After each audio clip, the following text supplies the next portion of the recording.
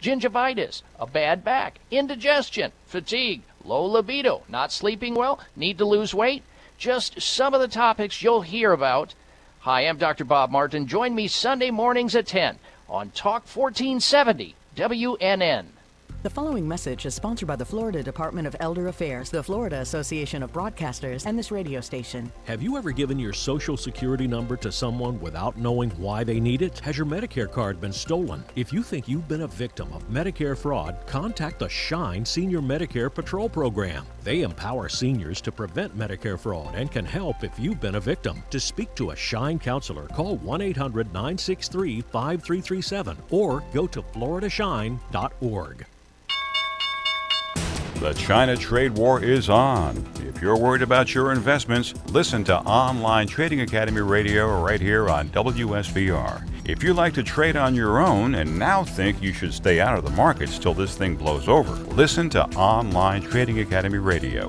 Find out how pro traders make money when markets go down. You'll learn how to protect investments from trade war markets, how down markets make money faster than up markets. Listen to Online Trading Academy Radio every day on WSBR. Or get to Online Trading Academy now for a free class. It's the only school in South Florida that teaches Wall Street investing.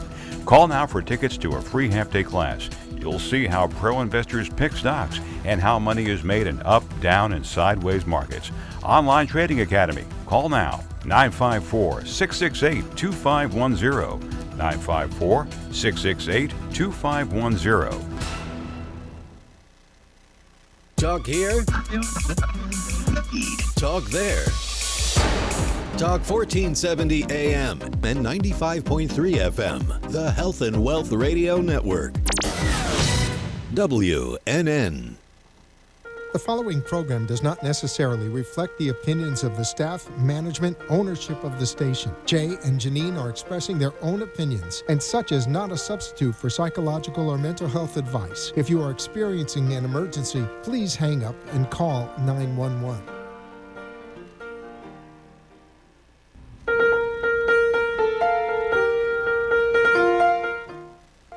Good afternoon and welcome to the Momentum Mindset Show, where we're talking everything personal development, coaching, health, and the law. I'm your host, Jay, here with co-host Janine. Hello, everybody. Good afternoon. Please join us on Facebook, where we can be found at the Momentum Mindset Show. And if you want to call in and be part of the show, we would love to hear from you. It's 888-565-1470. And if being on live radio is not your thing, no problem. Send us your comments and we will interact with you on Facebook. Let's create some momentum. Good afternoon and welcome to the Momentum Mindset Show. It's Friday afternoon. I'm your host, Jay Farrow. And I am your host, Janine Davis. Welcome, everybody. It is a pleasure to be with you on this gorgeous Friday, going into a 3-day weekend. Can we get a woo-woo? Beginning of the summer. Woohoo! Right? Yes. We have a great show for you. I have actually been a little bit under the weather. Excuse me. It's been under the weather, everybody. For the last 3 days. And which is, I have to say, you never get sick, really. I never get sick. I mean, either, you're going in. Sick. I know. You've got an incredible immune system, I have to say. So I haven't posted it for 3 days on Facebook. And the reason why is because I'd have to disclose that I'm sick and I've been resistant to it. Isn't that crazy? Why did you not want people to know you were sick? Because I'm like Superman. I don't know. Even Superman had to reckon with kryptonite. I mean, it's a thing. I know, but this is a cold. So, anyway, for everybody out there, I am here. I haven't gone anywhere, and I will be. Now that I'm over the looking good conversation of being sick. But we have a great show for you today because we really do. We are mixed. We are finally going to do something we have never done before. We're going to mix this show up, more talking about our business in the latter part of the show, and the concept of how we are interrupting and disrupting the practice of law. Yes. We've been going over this a little bit more and more every single week, but we give you little tidbits about what we've been up to and a little bit of a little bit of what's going on, but not exactly what we're really doing. So I thought that what we're really doing in the disrupting the practice of law. Yeah. Oh yeah, juicy stuff, good stuff. Yes. And it's been a long time coming, and so and really the concept flows from the topic of this week is just being seen. Yeah. So Jay and I had a really excellent lunch with a work colleague, actually a vendor and friend of ours, who gave us the opportunity to talk about our business, and he was trying, he was also talking to us about ways to grow our business, et cetera, and it was fantastic. And it occurred to me that, when you're the best kept secret in the law and in many other ways, there comes a time in your life where you've got to, where you get to take a look at why you've been hiding and then do something about it. So the theme of the show today also is, not only hiding personally or being seen personally, right? But also for us professionally, really embracing that. And our star is rising because we say so.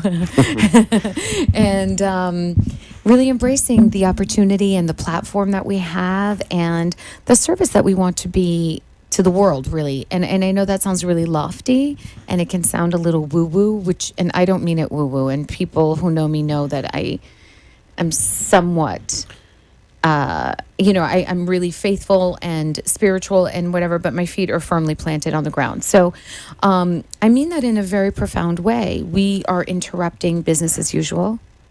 We are interrupting the practice of law. And we understand that it will come with its challenges and its detractors, and it's okay. It's time to start talking about it. It is time to start talking about it. For the last year, almost to the day, where we went and we had a meeting in the conference room, and then we went downstairs and we literally took the office apart, and we took the pictures off the wall. We took my diplomas off the wall. We within 2 hours we had movers come in to start taking out old file cabinets, and we started the process. We didn't know what it was going to take, but we started the process of transforming the law firm. We started we started to transform aesthetics first, and then from there we went through the organization of the firm, the electronics, computers, phone systems, and then through that process, during that time, it was also, what do I want to do in the practice of law? What was I've always found to be effective? What am I passionate about? And supporting people to stand up to the bullies in their life, something I'm extremely passionate about. Right. Allowing the practice of law to become affordable, so that way mom and pop can afford to take on Exxon and be okay with it.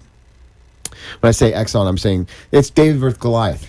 That is the theme of the law firm is David versus Goliath. But what underlies that is a whole lot of mechanisms and disruption to the practice of law, to the extent that we no longer are going to be a slave to the billable hour, and no longer want our clients to be a victim. I want you to hear this. I don't want my clients anymore to be a victim to the addiction to the billable hour. Right. So it's interesting that you use the word addiction, because addiction, what is the issue with addiction? It's when anything, right? We usually associate it with substances, but it's really anything that makes your life unmanageable. It's when you are you've given yourself over so much to this thing or substance or practice or ideology, even. I'll tell you, whatever the levels it is. of the billable, when you're saying this, and there's so much that's coming up for me, because with the billable hour, there's levels to it. Sure. There's levels to the addiction. When I first started practicing law, and I worked for the firms that I did, I was required to bill a certain amount of hours per year. Required to bill 2,000 hours in one firm, 2,400 hours plus in another firm. And if you do the math, that's over 52 to 53 hours a week billed, which means that any associate that's there for billed through 53 hours, they're there for 70 plus hours. There's no life. There's no life. There's absolutely no life. And let's be honest, depending on the volume of work that you have to do, how much of that is then superfluous and added on and tacked on and really unnecessary? But again, so many people are counting on suckling at the breast of that billable hour that it becomes it becomes unbearable for everybody. It's unbearable for the attorneys who are turning to all kinds of other things in order to cope with that kind of pressure. It's unbearable for the clients who are getting these exorbitant bills that are like, what? You were thinking about my case in the shower? Huh? Right. You know, and all of these different things that don't make a lot of sense, which creates a very big adversarial relationship between client and attorney, which is so unnecessary, because at the end of the day, an attorney is a fiduciary. What does a fiduciary mean? Attorney Fair. Please tell us. Well, let's see. While as you were talking, I wanted to speak into a couple of things. Oh, okay. This is what happens when it's live. It's okay. We'll tell you. We'll get back to what a fiduciary is, because it's really. I know, fiduciary is somebody who's important. responsible for putting my client's best interest above my own, financial included. Correct. And this is where things get a little blurred, and it's not intentional. It's, again, business as usual. But if I'm required to bill 2,400 hours a year, then you're certainly not putting your client's so best who's interest best before. interested for? Otherwise, it's my job. Right. It's my job. Right. So it's posed completely upside down. And so I was working for like a larger law firm, and most of my friends did, and all of them had requirements between 1,900 and 2,400 hours. Now, and don't let the 1,900 trick you, because that was like a minimum before you got called into someone's office and got the riot act read to you about why your billables aren't up to par. And Hi, Carol. hey, Carol, how are you? And so what I was looking at is not just the associates, but then it becomes the mid-level partners, because then they have to be overseeing their teams. And it's all based upon this billable hour. Now, here's what I'm going to say out there live. My concept, my thought, my belief. In 2019, I have all of the tools, computer tools that at my disposal to do internet research, to write. That whatever would have taken me, let's say 16 years ago, let's say it would take me 10 hours, is only taking me 2 hours today. Not just because I know more, but there's so much resources out there to get things done. Right. So how can you explain to me that now? Let's take a step back. There was no online legal research in 1960, or even before that. Correct. So I could type in a legal question to Westlaw or Lexis and get an answer, and within a half an hour of research that would have otherwise possibly taken 20 hours to do, have my research. Now, how is it possible that with all of the technological advances in that realm, that it still takes cases 3 to 5 years to finish in litigation? That is a very good question. And I do want to say this caveat. The practice of law, and again, everybody knows I'm not an attorney, and I am part of this business, and I observe things. So there is a heck of a lot of work that goes into a case. There are hours and hours of research. Now, I just want to make this point though, because I want to clarify. What Jay's referring to is the antiquated way of going about research, which was going back to the books, doing things. So something that would take 4 hours of research today used to take 20 hours of research, because you were going into the books, you were going into archives, you were doing all kinds of different things, which was much different. It's still an extremely labor-intensive process. However, I do want to make that distinction, because I don't want people to think that you just put a Google search and boom, you've got a lawsuit going, and you're referencing. It still takes time. Now, that being said, it's nowhere near what it was, and so the billable hour has not evolved with technology, and yet it's still the gold standard. Well, the thing is, there is no concept in the law, doesn't even mention in law school, forget about it. I don't even read about it in any of the trade manuals or any of the magazines that I read, the Florida Bar News or anything else, about something called practicing with urgency. Right. Practicing like life is now. Practicing like your client's interest actually matters. Yes. Practicing like this lawsuit isn't hanging over their head when they go to sleep at night. And one of the concepts that we've developed, it's throughout my career, I've seen it, but never put it into a mechanized process, where you get someone in and out and on with life with a projection of 3 to 5 months instead of 3 to 5 years. Correct. There was just a case with Donald Trump, and I'm not talking about politics. I'm talking about the judge that was on the case. Yeah, this was They had an fascinating. entire trial, an entire hearing, and the man pumps out a 41-page opinion, perfectly, Cited. referenced and cited with footnotes of all kinds of research in 7 days. It's possible to Right. do this work. Where usually the same piece of work would have taken months and months and months. Or, I mean, it could take 3 to 4 months to get a decision like that. We Yeah. waited for, in one of my federal cases, Yes. from, I think it was July to October, to get a decision on a motion to dismiss in a federal case. Yeah. And that decision was I think it was 13 or 14 pages long. But my point is that there is a process, there is a way on our side of the fence. I'm not talking about the judges anymore. I'm talking about on our side of the fence. To practice with urgency, to Right. get somebody in, get the legal landscape, come up with the strategy, do the research, profound research, because if you do in pre-production, and before you tell the other side about a lawsuit, a client comes to me and says, okay, this is my claim. This is what I have on my plate. I said, okay, this is the lawsuit that you would have. This is the cause of action you would have. And then let's start doing some research to find some pain points about the other side. And we start to dig. And we have our secret sauce in digging. Yeah. Yeah. So you prepare, and then you send it to the other side. Right. And then give them the opportunity to resolve the case beforehand. Well, so this is the thing, and I think that this is what makes it unique.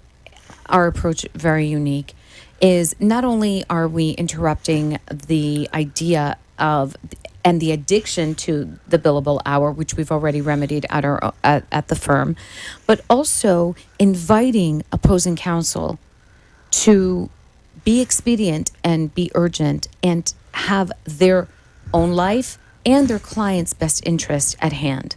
This is something also that we really take seriously and something that we really want to create change in the practice of All law. right, on the other side of the break, we're going to continue this conversation. We are talking about interrupting the practice of law, ladies and gentlemen. We're talking about ending the addiction to the billable hour, making it affordable for the little guy to be able to stand up for his rights. We're showing you how to do it right here on this show, what we're up to, and we'll see you right at the other side of this break.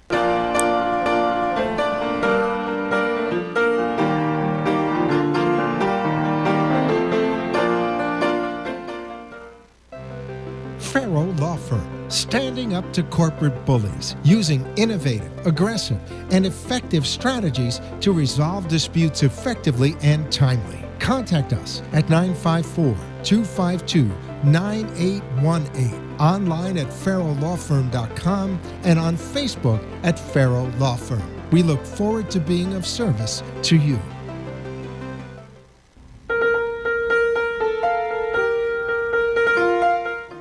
You've been listening to the Momentum Mindset Show. With Jay and Janine, give us a call at 888-565-1470. And now back to the show. And welcome back to the Momentum Mindset Show. More like the disruption of the practice of law show today. Yeah, But this is absolutely. about And being seen. This is about being seen. So one of the things that we've been on this show for 5 months now. 5 months. And Where does the time go, y'all? Yeah, Come I on know, now. right? And we were having these conversations over the last few weeks about coming out and actually being seen. Yes. To say, this is our concept.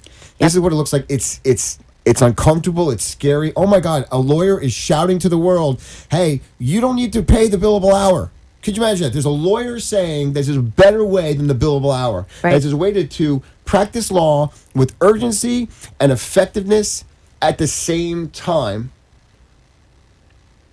without the billable hour. Yes. Actually, getting rid of the billable hour supports a lawyer getting on with the client's business, becoming more resourceful with his or her time, and figuring out ways to put the pressure on the front end of a lawsuit or a dispute to get things done. So there's a lawyer that's actually saying, you know what, the whole practice is backwards. It's backwards because It is backwards. I see that some of the times when I send these complaints out to the other side, what do we get? Someone wants to educate me about the law, about how smart they are. They're doing this audition for their clients. This is the worst. And the attorney's auditioning for their client on their own client's time. And what they it's don't horrible. and what they don't recognize is that they should recognize by the product that we put out has expert reports, Some of them come from ex-CIA, ex-FBI. I mean, listen, if you've gotten one of my demand letters, I know what you eat for breakfast. Sometimes literally. So if you can take a look at what I've done thus far, and I say this, let's go to the negotiating table. Yes. Because all we're asking for is what we be entitled to at the end of the day at trial. All of the pre-work is done. There's no more surprises. I'm even sharing it with you as I would if I'd have to go through a lawsuit. Right. So it's condensing all of the procedure, condensing all of the things you'd have to do anyway, including mediation, including discovery, and saying, here it is. What is there else to talk about other than wasting time? And if anybody has that to waste, and it's starting to work. But I have to say this. We also recognize that it's going to take time for people to get out of the habit of wasting time. Because, as I noted, not being from this industry, I was like, what is this motion extension of time? Motion for extension of time, motion for extension of time. There are certain graces. She's referring to. There are certain graces that attorneys give each other.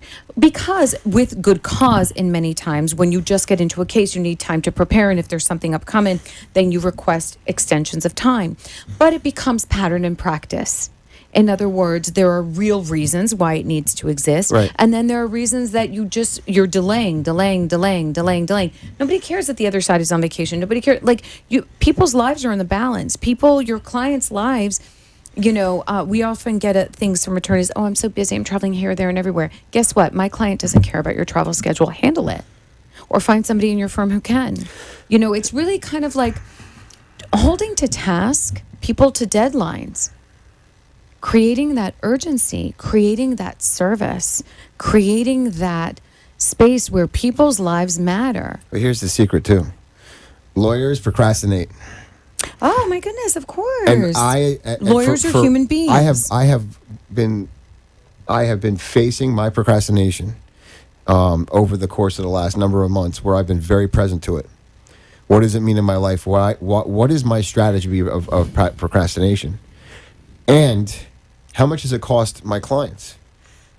For me to procrastinate. Well, in your case, it would cost them maybe some time. In the past, it would have cost them some time. Thankfully, it doesn't cost them money because they're not being billed by the hour. Right. Just because you had a thought about it and then you sat on that thought for any number of time. So yeah, there's always a cost to everybody involved, and that's what I think is really the point too here, that we are all in this together. There are reverberations of what you do and what you're not doing. Well, you're right. When you're saying that we're all in this together, what I'm finding interesting is that if I'm preparing all of this demand letter or complaint, expert opinions, yep, and I share it with the other side, they get a lawyer. And then their lawyer's the one that's addicted to the billable hour. And then the lawyers are like, no, let's slow things down and let's talk about this and this treaty from 1860, something like that. And I'm like, listen, here's the other secret. If you're talking to me about the law, you're really losing. And I don't mean the law doesn't matter. Because factually, let's say we have... speak into that a little bit more. Factually, we have a dispute, okay? Everybody knows, and here's the thing about common sense. We all have it. We all know intuitively what the right thing is to do.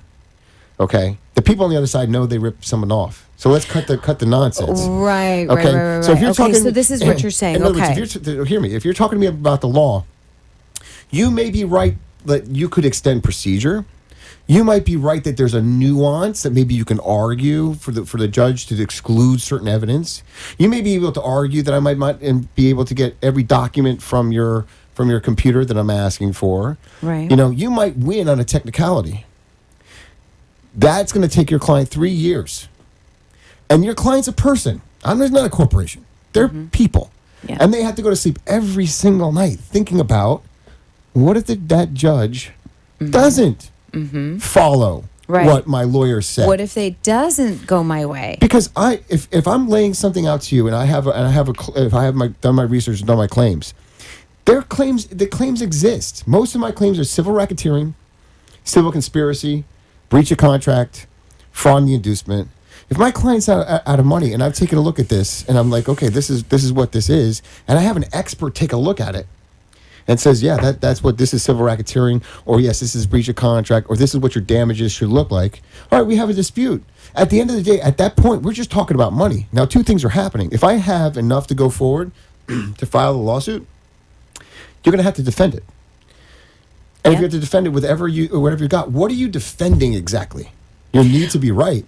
Yes, and your need to, and this is But what we're you've finding. already lost. Well, 100%. But it's really interesting how people will fight to the death, even when they're rotten scoundrels. You know what I mean? Like, really unbelievable how they're not like, okay, you know what? Let me just settle this. Let me pay my debt, because ultimately we're seeking a debt. Right. You know, we're seeking payment on a debt.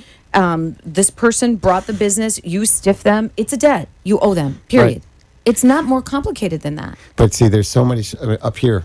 Yes. That's at stake. And for it them. reminds me of, it reminds me of George Costanza on Seinfeld. It's not a lie if you believe it.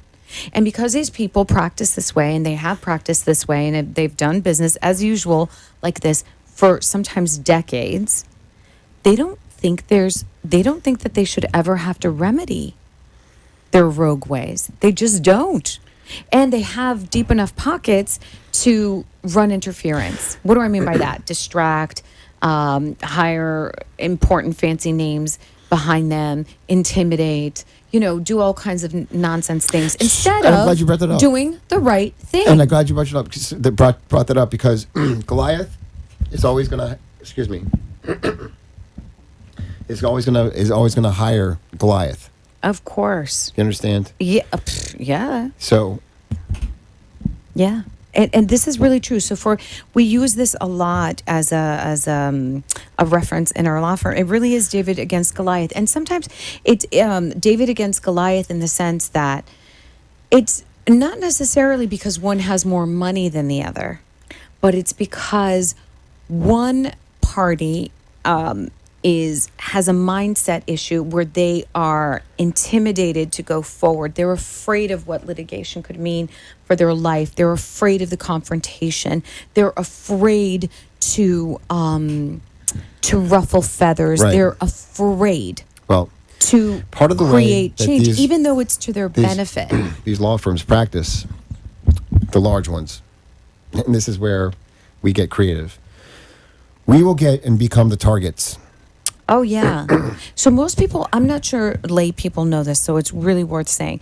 So most people don't know that other lawyers, other attorneys can do motions for sanctions against another attorney. What does that mean? They can ask for monetary damages and as punishment for bringing forth what they would like to expound as like a frivolous lawsuit or whatever if the lawyer is not conducting himself professionally or adequately. So they right? they point the finger at me. Right. So they attack, instead of going on the merit of the case, right, they will actually attack the other attorney. Right. And this can be very effective because, let's face it, attorneys have families, mortgages, they have all kinds of responsibilities, and they're not willing to take on the burden. Right. Excuse me. We're both going to this. I know, excuse me.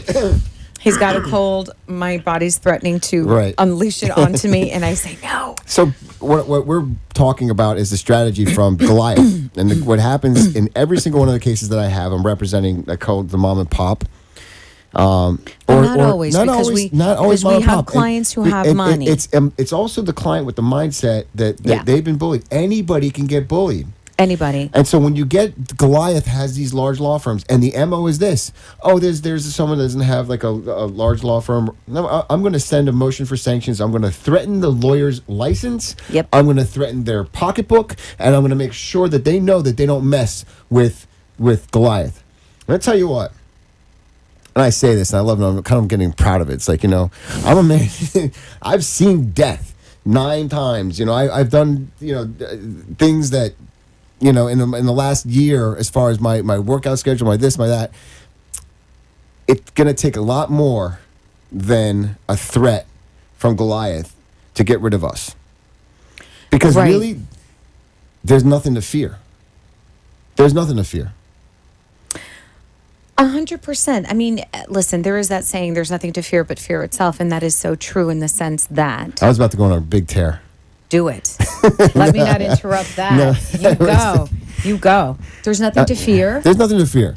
I, for better or for worse, have worked for attorneys and been in the midst of these fights for these sanctions in federal court and state court. One of my former bosses had me draft a 400 single-spaced page bar complaint against one lawyer. I've had bar complaint against me during my foreclosure practice. I mean, I have been and seen and been through every iteration of sanctions, okay, that you could possibly imagine, including where I actually I've been part of a litigation to remove a non-panel trustee for fraud upon the court in the bankruptcy court in the federal. I actually argued that up to the 11th Circuit. There's nothing to fear, but it takes a different animal to look them in the eye and say, I'm not going anywhere. And as a matter of fact, I got more for you. Yeah. Because it's all about the pre-production. I want to be, yes, we're pounding our chest a little bit because we're very, very excited. This is the first time we're coming out. We're really passionate very, about very passionate about it. But I also want to talk to the person out there that thinks that they couldn't stand up to whoever the bully is in their life legally. Is that there's lawyers out there that aren't going to be intimidated and also are going to be creative enough and resourceful enough to be able to handle the litigation in such a manner as to be effective for you and effective for the other side. And what I mean by that is when you have the concept of practicing with urgency, also becoming extremely creative with your causes of action, there's a means to hit every single pain point on the other side and get what you want with urgency. Right. There's a way to do it and do it effectively, but it doesn't include being nice. No. It doesn't include the same kind of cordial atmosphere that attorneys once had. Unfortunately, because I am off every single case, I'm the target of the sanctions. It doesn't mean I get nasty with the other lawyer, but my concept is that you have to hold them to the line. I'm not giving a 10-day extension anymore. I'm not giving... What 10 days? Right. They ask for 60. It's absurd. Right. I'm not giving away time anymore. I'm holding them to their line. And I'm beating them at their own game. Because they are stuck at the billable hour. They're stuck playing by the rules of these big buildings that they live in. Right. I'm not. Right. That's true. My entire career has to be based on being more resourceful than the other lawyer. I have to be sharper. I have to dig deeper. Why? I have to get things done quicker with urgency. Right. Okay? Because my clients' lives depend on it. Yep. And if I'm going to be successful in my career, because let's face it, it's a business, I have to be more resourceful than the other lawyer. I have to be more resourceful. I have to think outside the box, and I just become a better lawyer. Yeah. Because the only thing that they're going to have in their arsenal is the law and stacks of pieces of paper about why they're technically they're going to get away with it. Okay. So, but it's not happening. Yeah. It's not. So Jay said something early on to me, again, not coming from this background at all, that the law can be used as either a shield or a sword and not both. But time and time again, we see these law firms and these attorneys trying to employ the law as both. Right. And this is where I think when we started to see this as a pattern in practice, we became more and more passionate about it and more sort of, at first it was incensed, but then we were like, oh, there's something that we can do about this. And we're not going to back down. And we're not going to go away just as they expected. It's kind of like shoe fly shoe. It's this sort of arrogant, dismissive thing because it's for them, it's business as usual. It's not personal, has nothing to do with the merits, your merits as an attorney or not. They don't care. It's just nothing to do with the merits of the case even. Well, but that's exactly the point. They are not considering the merits of the case. And I have gone so far as to tell you that this, to me, in my estimation, again, as a non-lawyer, is lazy practice of law. With the exception of one attorney who actually like blue booked the entire, Rule 11 for you, which is so ridiculous. Again, at the huge expense and detriment to his client, because at the end of the day, it has no merit whatsoever because you have a legitimate case. So it was for naught. But okay, be that it's. Otherwise, we get this letter or these emails that say, look, we're going to take you to task and this, that, and the other, and blah, blah, blah, blah. It's just a lazy practice of law. It's a lazy practice of law. And what it misses is that, again, I'm going to go back to you do your homework up front, okay? If a lawyer practicing for a number of years has the ability to size up a case, to say, no, that I know that I can do these claims. I know that this would do, this is how much money I'm actually looking to get from my client. Yeah. And it's also the conversation with my client. It's like, look, you're not getting everything. The law is not a lottery. I want everybody to hear that the law is not a lottery ticket. I don't care how many billboard signs that are out there like got me $1.3 million. If you look in the fine print, it's like most of that money went to go pay doctors and experts, and then a third or fourth to the attorney. So the law is not a lottery. Make no mistake, by the time someone's sitting in my office, they've already lost two.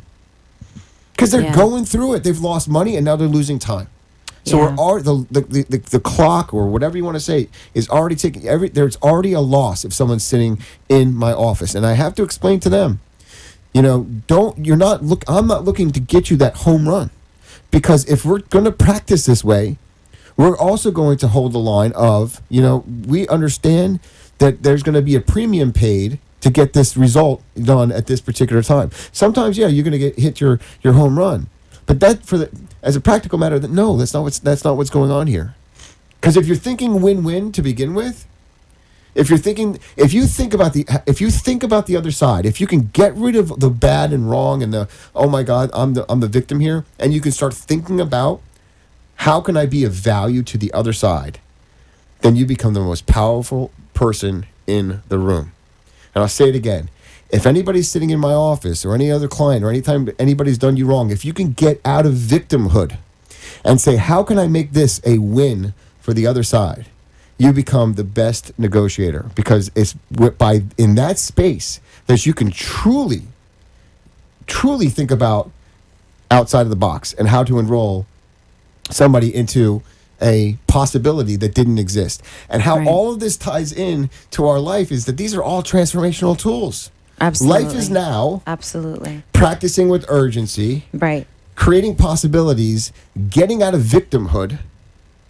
Yeah. These are all tools. And if I can show my client by standing in a space of possibility from get-go, because that's where that's the space that I get to live in.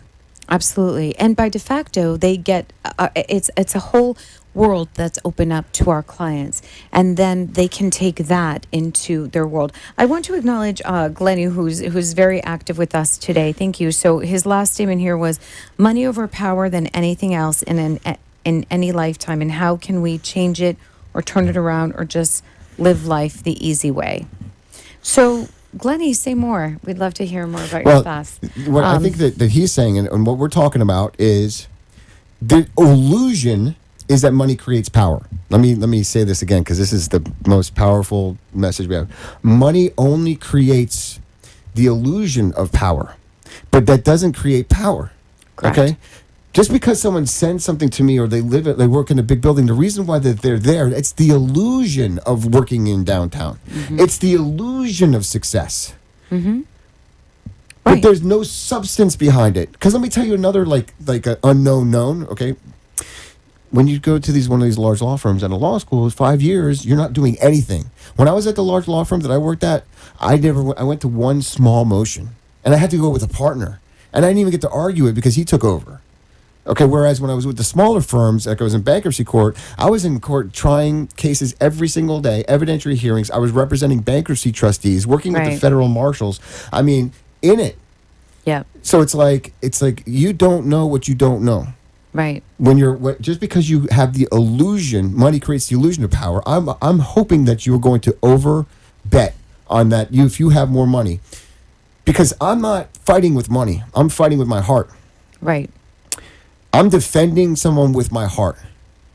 And that's Yeah. worth 10,000 times with Yeah. any paid person that's going over the billable hour. Absolutely. Because those absolutely. people, those lawyers that are in those tall towers, they hardly have any client contact.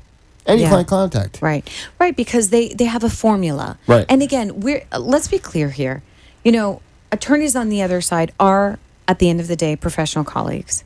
At the end of the day, they have worked really hard to get wherever they are. They are just in a different model and have a different way of going about the practice of law. So, better, different, wrong, that's not necessarily even what we're saying. And I think it's clear because everybody deserves respect and they made their choices.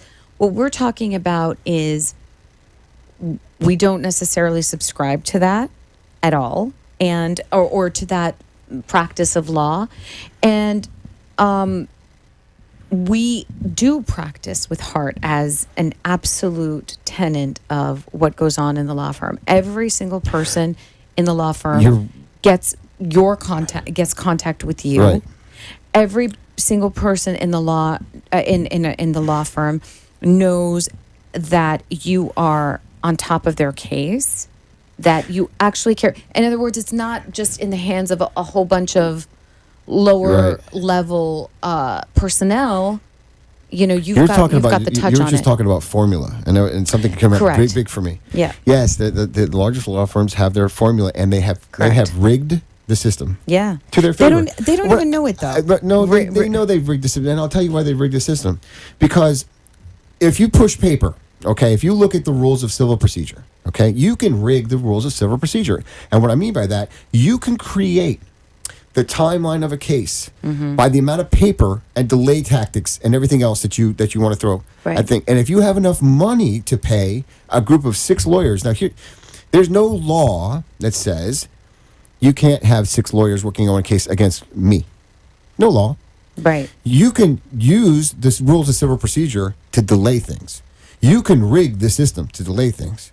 If I fight you on that field, yeah, one day we'll get to trial and, we'll take our chances, stuff like that. But by that time, I have now spent, so all this time handling your nonsense until I get to enroll the judge that it is nonsense and then your gig is up. But I'm not playing by those rules anymore. Right. And I think that's really the distinction. I'm creating an army of experts, of these former, like I said, federal prosecutors, FBI agents, ex-CIA, ex-regulatory, ex-attorney general deputies. Mm-hmm. I mean, an army of experts to support me in basically coming up with expert opinions. Mm-hmm. And this whole thing is about relationship. Correct. And here's the other thing that I didn't know if I was going to go here today, but I am going to go here.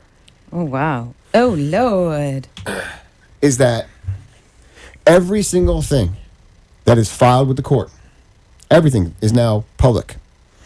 Yes. Okay, since 2012, yes. in Broward County at least, I mean, I know it's the state of Florida and on the federal system, everything is public. This is an illusion, yes, people, that you all should know. There is really no privacy anymore. So this works, and I want to mention this for a number of different reasons, because everything that the other side's ever filed before on a related case, I've seen their work. I know their playbook. So it's like I know what's coming up. So there's no more secrets. But more than that is that it is public. Okay? Right. The other side's got to know that as the case progresses, that because things are public, they get out to the public domain. I get to post things on my website. I didn't even know that I could post things on my website of the cases that I'm working on. Okay? This is just as public knowledge. This is public access information. And if anybody wants to call me about it, or anyone to call into my radio show and talk to me about any of these cases, I'm happy to talk to them. Yeah. I reached out to lawyers on the other side of all the cases that these lawyers have been on the other side, and I get inside information. I mean, it's all because the way that, and I'm using this now, being able to really dig, is that there's no more secrets out there. And I think that that's the biggest thing. And if you think that you did have a secret and you have a big looking good conversation and I have something against you and you want to take it into litigation, be my guest, because I was looking at this thing about this quote from Abraham Lincoln. He's like, it doesn't matter. Like, he was saying something about the law. He was talking about politics. He was talking about who's on the one side of a dispute. He's like, none of that matters.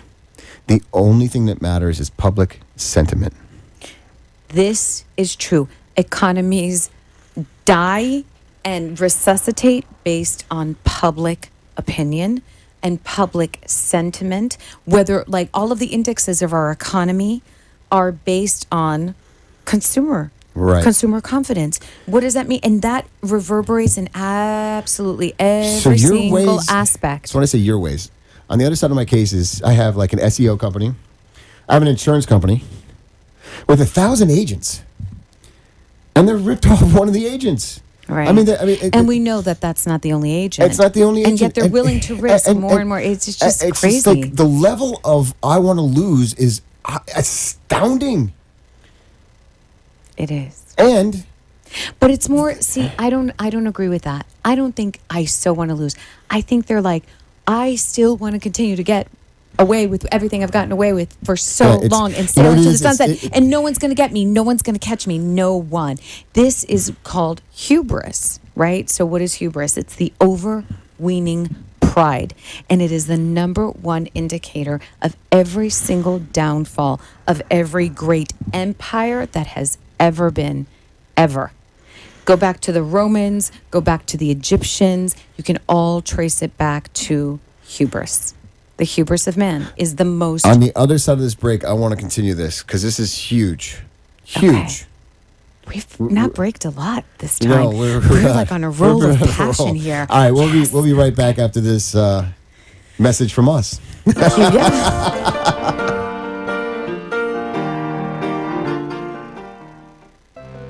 Farrow Law Firm, standing up to corporate bullies, using innovative, aggressive, and effective strategies to resolve disputes effectively and timely. Contact us at 954-252-9818, online at farrowlawfirm.com, and on Facebook at Farrow Law Firm. We look forward to being of service to you.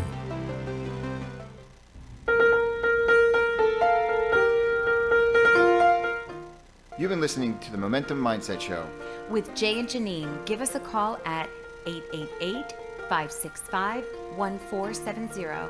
And now back to the show. Back one more time to the Momentum Mindset Show. Yes, Friday this is our afternoon. last segment before the holiday weekend, and we are excited to be Very with you. excited. And I'm glad if anybody stayed with, I'm going to repeat a couple things that we've said here, is that we are disrupting the practice of law. We're out here and business today, as usual. And business as usual to be seen, because this is the next step in our transformation in the business, is to be seen for what we're doing. And we are calling out attorneys for being addicted to the billable hour. And businesses that are unethical, Yes. that steal from their own people in order to enrich themselves. And it's become so commonplace. So commonplace. And large corporations who stiff vendors and all kinds of things. So we are saying to people, guess what? No more. And we've got your number. And we're not afraid of you. Right. And our secret sauce, the things that we've been coming up with, is that we've dug deeper in the law. Okay. I've done more research now into claims for civil racketeering that basically extend to small businesses that are working and cooking the books to rip somebody off. People don't realize that they're actually working. I don't believe that they know. No, they don't realize that every time they send out an email, it becomes a predicate act. It's mail fraud, a wire fraud. Right. They don't it's a criminal realize predicate how act. deep their scheme is and how actually it's really criminal. Right. It's really, they're like, okay, I'll just skim the books a little bit. They know that that's wrong. But again, they've gotten away with it for so long. So, and who's going to believe the little guy when this guy is like, a man about town and a community leader and blah, blah, blah. Or wearing their religion on their sleeves. Exactly. And using that as a shield. But in reality, my point is, though, we were talking about hubris, speaking of this particular person, and that overweening pride. So it's kind of like, you know what? You just can't get it over on me. I'm going to win at any cost. It doesn't matter who knows that I beg, borrow, and steal. Right. It doesn't matter. I'm going to win. And this is really the mentality that we're up against. And you know what? we're ready to ruffle some feathers and to be seen and to bring some kind of justice to our clients and really allow interrupt the practice of business to the point where maybe at some point people will get the point that they get to do things in a different way. You can make money in integrity. Right. You do not have to stiff your staff to do it. You don't. But this is how the bullies work. I mean, Right. and it just happens once, and then someone doesn't stand up for themselves, Right. and then no one's around for them, and then it happens, And no one years, stops it. and then it year goes after on year after year. and on. Well, this is any kind of abuse, right? We're talking about it in business, but this is how any abuse becomes systemic and unstopped. Because people become afraid, or they just feel so helpless after a while that it's never going to change.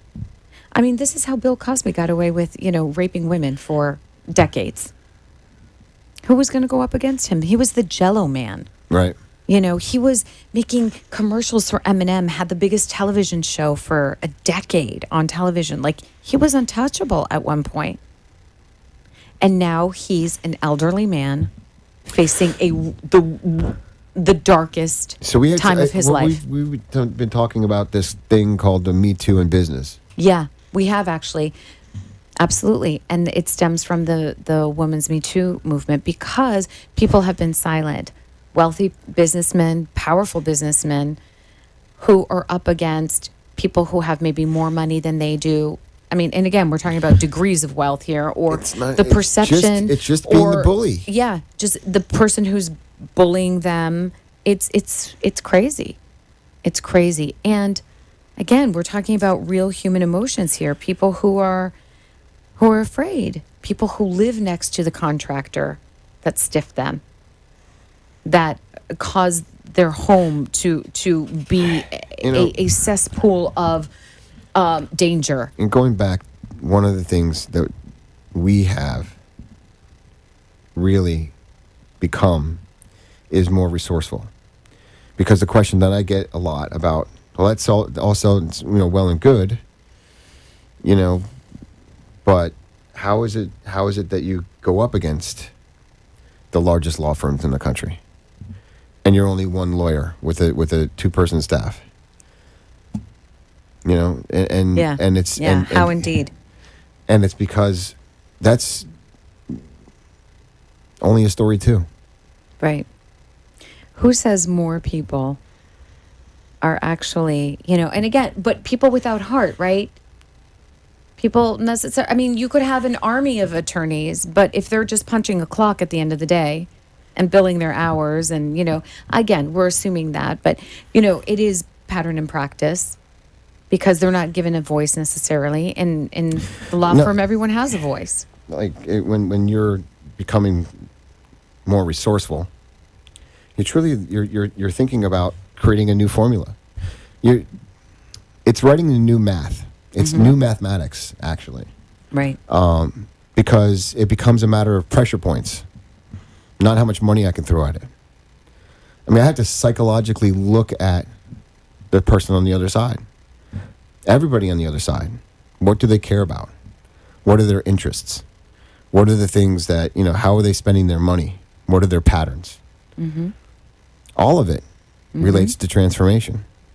And with all of that I've read and the education that I have in transformation, I'm getting very intuitive in being able to look at somebody and saying, okay, this person's looking good conversation is their Achilles, their pride, or this person seemingly has an affinity or an addiction to this. Mm-hmm. Or they have, they're wearing this God sleeve, but they have a mistress living in a condo off of Brickell, something like that. There's all kinds of things that people have. Right.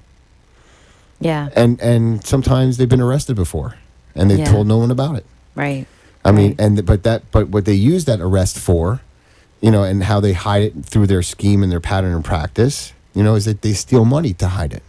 Mm-hmm. And when you start looking at people's operating system, and you look at their Achilles heels, right, and you look at, what is it going to take to turn the needle, it becomes a question of Thank you, Glennie, for becoming your comments. resourceful. We appreciate that. And I am passionate about this, and there's going to be more to say about what we're doing here Yeah. because it does take a lot for a lawyer Because- to get on and say that the billable hour almost killed me. The billable hour Right. almost took me out. Right. Right. Okay, I almost lost my life to it. Right. And I'm not going to let that happen again. And there's other lawyers out there that are sitting in these law firms that are billing these 2,400 hours a year, and the only reason that they're doing it is to pay for the marble floors that are in things. But they're not. That doesn't make you a better lawyer. Right. And again, they may not be aware of a different, better way or a different way that resonates with them or that takes into consideration their health and their relationship to their clients. So there are many ways to roam. This is something that we've discovered. And again, being someone who was outside of the realm of the law, who never had experience in it, these were things that we talked about in the inception that I noticed right away. Like, in the real world, it wouldn't work like this. How can we improve? And this is the thing, a big testament. How can we improve? We're always looking to improve. We're always looking to grow and to do it better. I loved your analogies and what you're saying about the fall of empires, Yeah. and the fall of large companies, and even the fall of governments. Yes. At some point it looks like, oh my God, this is the way it's always been, or it's only getting worse. The Yeah. greed's only getting worse, and the Yeah. greedier and the rich are getting richer, and there's Yes. nothing we can do about it. Right. But guess what? Right. It breeds people like us. It does. It breeds a lawyer like me who says, nah, it's not going to happen like it was before. No, David still is going to beat Goliath. We're still going to fight with heart. Exactly. And when you do that, you can never lose. That's Ever. right.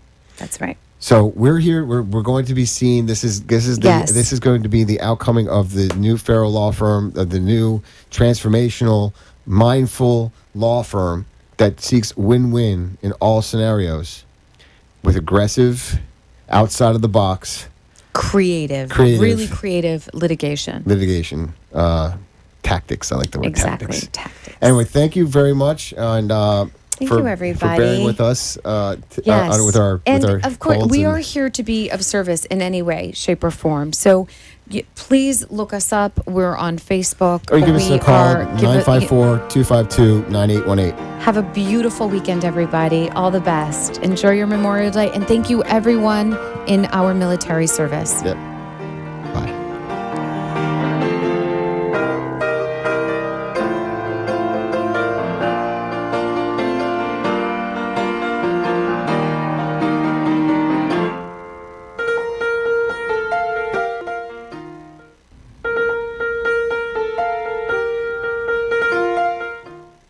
Thank you for listening to the Momentum Mindset Show. For your hosts, Jay and Janine, we'll see you here next week. Thank you for being real, authentic, and honest.